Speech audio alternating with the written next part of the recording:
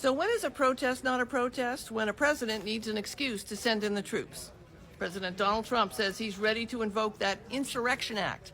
It's a 200-year-old law that lets a president deploy the actual military into American cities. President Trump is calling these protests against ICE insurrection. So let's talk about what insurrection actually looks like. The last time a president used this law, 1992 in LA, the riots after Rodney King.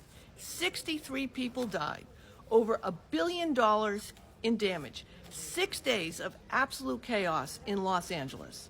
President George H.W. Bush, he had no choice, he said, but to send in federal troops to restore order.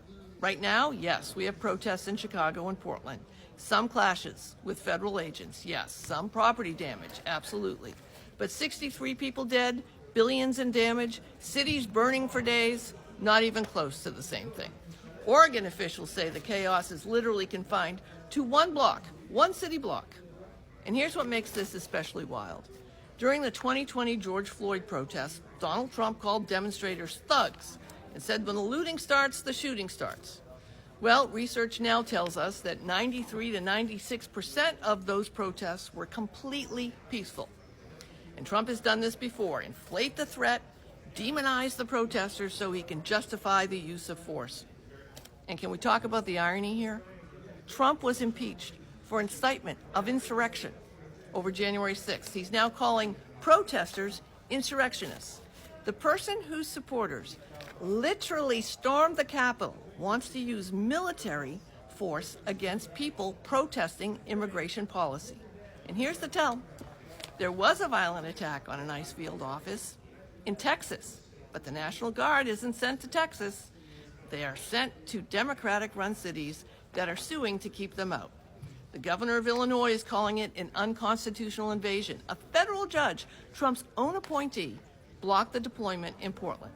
In Trump's own words, give it away even more. He said he'd invoke the Insurrection Act if the courts were holding us up or governors or mayors were holding us up.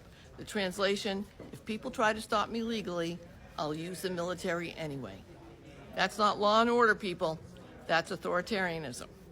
The Insurrection Act isn't martial law yet, but it's close. Right now, troops are bodyguards for federal buildings, but if Trump invokes the act, those soldiers can possibly arrest civilians, and then they could possibly become the police, and that's the line we're walking. So here's the question.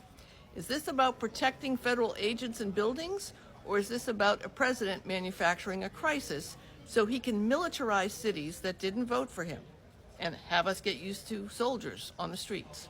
Because the math just isn't mathing here. What do you think? With the U.S. crime rate the lowest it's been in decades and continuing to fall, should the federal government deploy military troops to American cities against the wishes of the governors and mayors? I'm Sue O'Connell, a political commentator. You can follow me and watch me at NBC10Boston.com and YouTube.com/NBT10Boston.